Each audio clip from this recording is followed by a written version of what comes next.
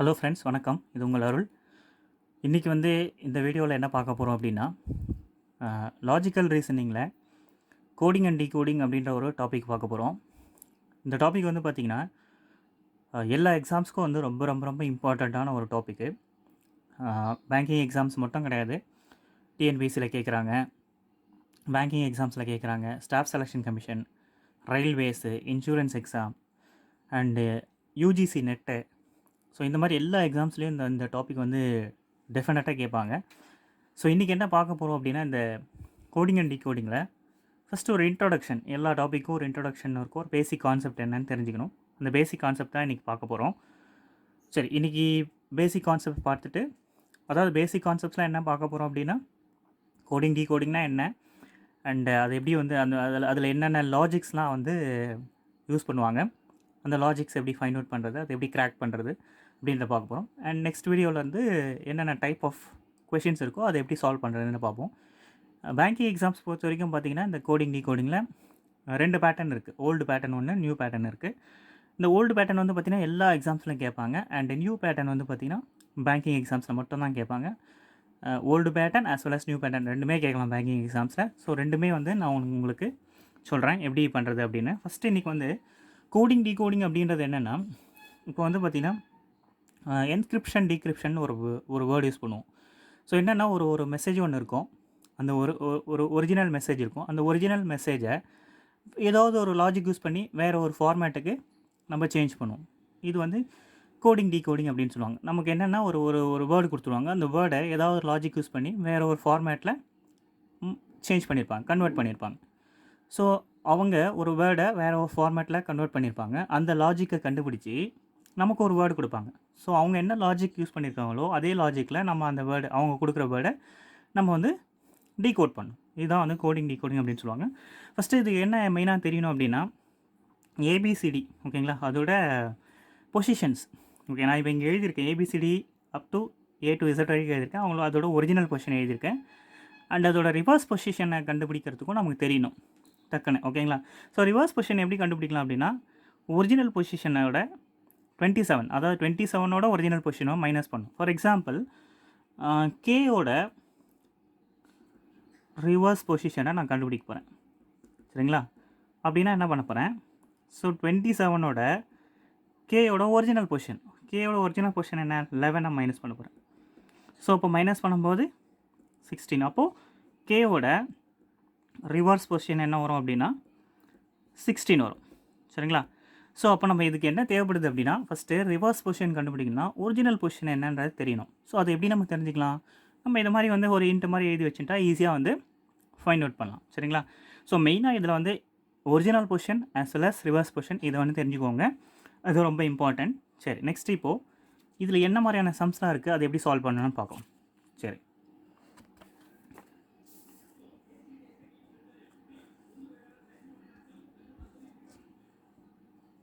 சரி இப்போது சம்ஸை எப்படி சால்வ் பண்ணுறதுன்னு பார்ப்போம். ஓகே, என்ன மாதிரி லாஜிக்ஸ்லாம் யூஸ் பண்ண போகிறாங்க. ஃபார் எக்ஸாம்பிள் நான் என்ன பண்ணுறேன், சரி ஃபஸ்ட்டு லாஜிக், சரி லாஜிக் நம்பர் 1. சரி, இப்போ ஒரு பேங்க்னு ஒரு வேர்டு இருக்குதுன்னு வச்சுக்கோங்களேன். ஸோ பேங்க்குன்னு ஒரு வேர்டு இருக்குது. ஸோ இப்போ இது வந்து இப்படி வந்து டீகோட் பண்ணியிருக்காங்க.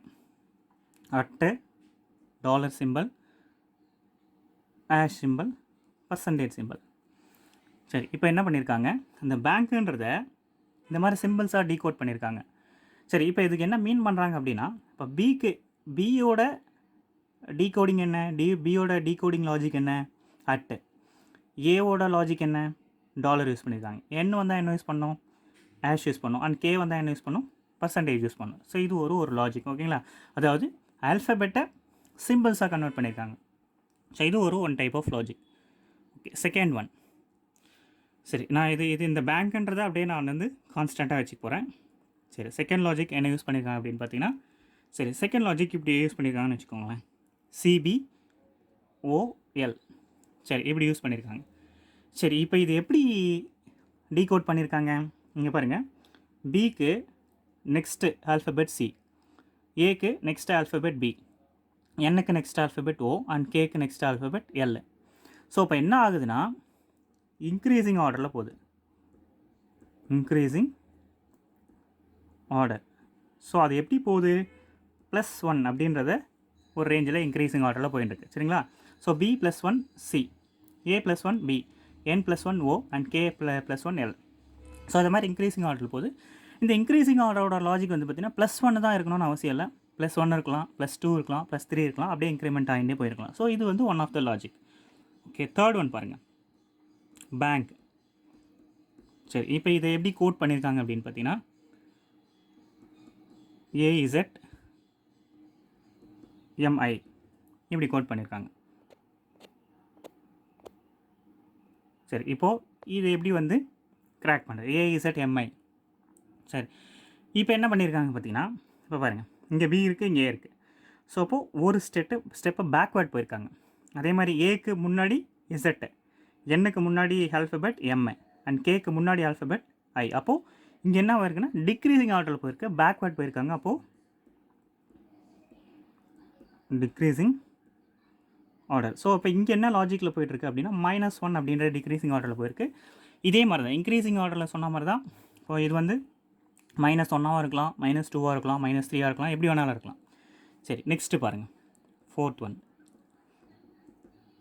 சரி, பேங்க்ன்றதை எப்படி டீகோட் பண்ணியிருக்காங்க அப்படின்னா A B M L. சரி, இப்படி டீகோட் பண்ணியிருக்காங்க. சரி சரி, இப்போ என்ன பண்ணியிருக்காங்கன்னு பார்ப்போம். சரி, ABML.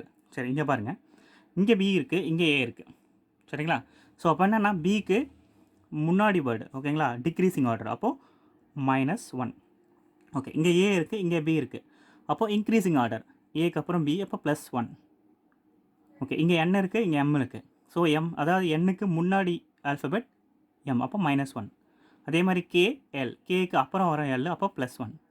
ஸோ இப்போ என்னன்னா, ஸோ ஆல்டர்னேட்டிவாக இன்க்ரீசிங் அண்ட் டிக்ரீசிங், ஆல்டர்னேட்டிவ்லி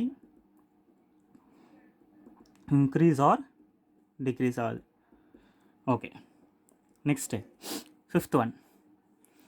சரி, அது இப்போ இங்கே என்ன பண்ணியிருக்காங்க, சரி, இங்கே பேங்க்குன்றதை என்ன பண்ணியிருக்காங்க அப்படின்னா CCQO. சரி, இப்படி பண்ணியிருக்காங்கன்னு வச்சுக்கோங்களேன். ஸோ இதில் என்ன லாஜிக் யூஸ் பண்ணியிருக்காங்க அப்படின்னு பார்த்தீங்கன்னா, இங்கே பாருங்கள். ஸோ Bக்கு அப்புறம் C, ஓகேங்களா, அப்போ என்ன ஆகுது, இங்கே +1. ஓகே, ஏக்கு அப்புறம் B, செகண்ட் லெட்டர் C, அப்போது +2. அதுக்கப்புறம் Nக்கு அப்புறம் MN O P Q, third letter Q, அப்போ +3. Kக்கு அப்புறம் LMNO, அப்போ ஃபோர்த் லெட்டர் O. அப்போ என்ன ஆகுது, +1 +2 +3 +4. அப்போது கன்சிக்யூட்டிவ்லி இன்க்ரீசிங். ஸோ இதே மாதிரி கன்சிக்யூட்டிவாக டிக்ரீஸும் ஆகலாம். சரிங்களா? ஓகே, நெக்ஸ்ட்டு பாருங்கள், next logic, sixth one. So bank அப்படின்னு இருக்குது. ஸோ இப்போ இது என்ன பண்ணுறாங்க அப்படின்னா, ஸோ இது எப்படி டீகோட் பண்ணியிருக்காங்க அப்படின்னா 2 1 14 11. ஸோ இது இப்படி டீகோட் பண்ணியிருக்காங்க. ஸோ இப்போ இங்கே என்ன எப்படி டீகோட் பண்ணியிருக்காங்க பார்த்தீங்கன்னா, இங்கே இது ஃபஸ்ட்டு பார்த்தது வந்து பார்த்தீங்கன்னா ஆல்ஃபபெட்டை சிம்பிள்ஸாக கன்வெர்ட் பண்ணியிருக்காங்க. இங்கே வந்து பார்த்தீங்கன்னா ஆல்ஃபபெட்ஸை நம்பராக கன்வெர்ட் பண்ணியிருக்காங்க. ஒன்றும் இல்லை, இது இப்போ B வந்து பார்த்தீங்கன்னா ஆல்ஃபபெட்டில் ஒரிஜினல் பொசிஷன் வந்து 2, செகண்ட் பொசிஷனில் இருக்குது, கரெக்டாக? அதே மாதிரி ஏவோட ஒரிஜினல் பொசிஷன் 1, என்னோட ஒரிஜினல் பொசிஷன் 14, கேவோட ஒரிஜினல் பொசிஷன் 11. ஸோ அப்போ இங்கே என்ன பண்ணியிருக்காங்க, ஆல்ஃபாபெட்ஸோட ஒரிஜினல் பொசிஷனை இங்கே அப்படியே டீகோடிங் பண்ணியிருக்காங்க. சரி, நெக்ஸ்ட் லாஜிக் பார்ப்போம். Seventh one, bank. சரி, இப்போ இதை எப்படி டீகோட் பண்ணியிருக்காங்க, 25 26 13 and 16. சரி, இப்போ வந்து எப்படி பண்ணியிருக்காங்க அப்படின்னு பார்த்தீங்கன்னா, இங்கே பாருங்கள், இது சிக்ஸ்த்து லாஜிக் வந்து ஆல்ஃபபெட்டோட ஒரிஜினல் பொசிஷன், செவன்த் லாஜிக் வந்து ஆல்ஃபபெட்டோட ரிவர்ஸ் பொசிஷன். இப்போ பியோட ரிவர்ஸ் பொசிஷன் 25, ஏவோட ரிவர்ஸ் பொசிஷன் 26, என்னோட ரிவர்ஸ் பொசிஷன் 13 அண்ட் கேவோட ரிவர்ஸ் பொசிஷன் 16. அப்போது ஆல்ஃபபெட்டிக்கல் ஆர்டரில் ரிவர்ஸ் பொசிஷனை இங்கே யூஸ் பண்ணியிருக்காங்க. சரி, நெக்ஸ்ட்டு எயித் ஒன், பேங்க். சரி, இப்போ இது எப்படி கோட் பண்ணியிருக்காங்க அப்படின்னு பார்த்தீங்கன்னா, Y Z எம்பி. சரி, இப்போ இப்படி கோட் பண்ணியிருக்காங்க. சரி, இப்படி கோட் பண்ணால் என்ன, எப்படி எப்படி வந்து லாஜிக் யூஸ் பண்ணியிருக்காங்க அப்படின்னு பார்த்தீங்கன்னா, இதில் வந்து பார்த்தீங்கன்னா இங்கே பாருங்கள், பியோட ஒரிஜினல் பொசிஷன் சரிங்களா, பியோட ஒரிஜினல் பொசிஷன் என்ன 2. ஓகே, பியோட ஒரிஜினல் பொசிஷன் 2. சரி, ஒய்யோட ரிவர்ஸ் பொசிஷன் என்னவா இருக்கும் 2. ஓகேங்களா, இது வந்து ஒரிஜினல் பொசிஷன், இது ரிவர்ஸ் பொசிஷன் சரிங்களா. சரி, அதே மாதிரி ஏவோட ஒரிஜினல் பொசிஷன் இங்கே 1. அதாவது அதாவது இன்க்ரீசிங் ஆர்டரில், அதாவது ஆல்ஃபபெட்டிக்கல் ஆர்டரில் ஒரிஜினல் பொசிஷன் ஏவோடது 1. அதே மாதிரி இசட்டோடது ரிவர்ஸ் பொசிஷனில் சரிங்களா, ரிவர்ஸ் பொசிஷன் வரும்போது இசட்டோடது 1. ஓகே, என்னோடது ஒரிஜினல் பொசிஷன் வந்து பார்த்திங்கன்னா என்னோடது வந்து 14. அதே மாதிரி எம்மோடது 14. அதே மாதிரி கேவோட ஒரிஜினல் பொசிஷன் என்னவோ அதுக்கேற்ற மாதிரி ரிவர்ஸ் பொசிஷன் வந்து பி சரிங்களா. ஸோ கிளியராக வந்து சொல்லியிருக்கேன். ஸோ அப்போது இங்கே என்ன பண்ணியிருக்காங்கன்னா அந்தந்த ஆல்ஃபபெட்டிக்கலோட original position as well as reverse position. ஓகேங்களா, அதாவது concern original and reverse position. சரி, இப்போ இது இதில் யூஸ் பண்ணியிருக்காங்க. சரி, நெக்ஸ்ட் லாஜிக் நம்பர் 9. சரி, பேங்க் இங்கே என்ன எப்படி கோட் பண்ணியிருக்காங்க அப்படின்னா பேங்க்ன்ற 28 அப்படின்னு கோட் பண்ணியிருக்காங்க. வெறும் நம்பர் மட்டும்தான் கொடுத்துருக்காங்க. சரி, இப்போ இங்கே இதில் இங்கே என்ன பண்ணியிருக்காங்க அப்படின்னு பார்த்தீங்கன்னா 28ன்றதை, ஸோ இப்போ என்ன பண்ணியிருக்காங்க இதோட ஒரிஜினல் பொசிஷன் சரிங்களா. இங்கே பார்த்தோம் பார்த்தீங்களா, பேங்க் 2, 1, 14, 11 இருக்குது பார்த்தீங்களா. ஸோ இப்போ இதை ஆட் பண்ணும்போது 2 + 1 + 14 + 11 இஸ் ஈக்குவல் டு 28. ஸோ இப்போ என்ன பண்ணியிருக்காங்க sum of original position. Okay, சரி, நெக்ஸ்ட்டு 10th பேங்க். ஸோ இப்போ இதை எப்படி டீகோட் பண்ணியிருக்காங்க அப்படின்னா 308 அப்படின்னு டீகோட் பண்ணியிருக்காங்க. சரி, ஸோ இப்போ இதோட லாஜிக் எப்படி இருக்குது அப்படின்னு பார்த்தீங்கன்னா, சரி இப்போ இங்கே வந்து பார்த்தீங்கன்னா ப்ராடக்ட் 2 × 1 × 14 × 11 இஸ் ஈக்குவல் டு 308. அதாவது ப்ராடக்ட் ஆஃப் ஒரிஜினல் பொசிஷன். சரி, next 11th one. Okay, bank அப்படின்றத எப்படி டீகோட் பண்ணியிருக்காங்க. ஓகே, இங்கே பேங்க்ன்றதை 7 அப்படின்னு டீகோட் பண்ணியிருக்காங்க. சரி, இப்போ இதோட கான்செப்ட் என்ன அப்படின்னு பார்த்தீங்கன்னா, இந்த ஒரிஜினல் பொசிஷனோட சம் என்ன வந்தது 28 வந்ததுங்களா. அப்போது 28, இப்போ பேங்க்கில் மொத்தம் எத்தனை லெட்டர் இருக்குது 4 லெட்டர்ஸ் இருக்குது. அப்போ 28 / 4 7. That is average of original position. இப்படி ஒரு லாஜிக். சரி, next 12th one. 12th one என்ன பண்ணியிருக்காங்க பேங்க். ஸோ இப்போ இதை எப்படி டீகோட் பண்ணியிருக்காங்க அப்படின்னா 80 அப்படின்னு டீகோட் பண்ணியிருக்காங்க. சரி, இப்போ இந்த இடத்துல என்ன பண்ணியிருக்காங்க அப்படின்னா இந்த ரிவர்ஸ் பொசிஷனை பாருங்கள். ரிவர்ஸ் பொசிஷனை ஆட் பண்ணுங்கள். 25 + 26 + 13 + 16 which is equivalent to 80. So அப்போ என்ன இது sum of reverse position. Okay, 13 ஒன்று. And last logic okay bank. Okay, இது எப்படி வந்து டீகோட் பண்ணியிருக்காங்க அப்படின்னா 20 அப்படின்னு டீகோட் பண்ணியிருக்காங்க. ஸோ விச் மீன்ஸ் இந்த ரிவர்ஸ் பொசிஷனோட டோட்டலுக்கு பார்த்தீங்கன்னா 80 / 4 which is equivalent to 20. அதாவது average of reverse position. Okay, so அப்போது இன்றைக்கி நம்ம என்ன பார்த்துருக்கோம் அப்படின்னா கோடிங் டீகோடிங்கில் சில லாஜிக்ஸ்லாம் பார்த்துருக்கோம் சரிங்களா. சில லாஜிக்ஸ் பார்த்துருக்கோம். இது வந்து பார்த்திங்கன்னா ஃப்ரீக்வெண்ட்டாக யூஸ் பண்ணுற லாஜிக்ஸ். இன்னும் வந்து சம்ஸ் போட போட வந்து பார்த்திங்கன்னா இன்னும் நிறைய லாஜிக்ஸ் பார்க்க போகிறோம். அந்த லாஜிக்ஸ்லாம் கிராப் பண்ணிக்கோங்க, ரொம்ப யூஸ்ஃபுல்லாக இருக்கும்.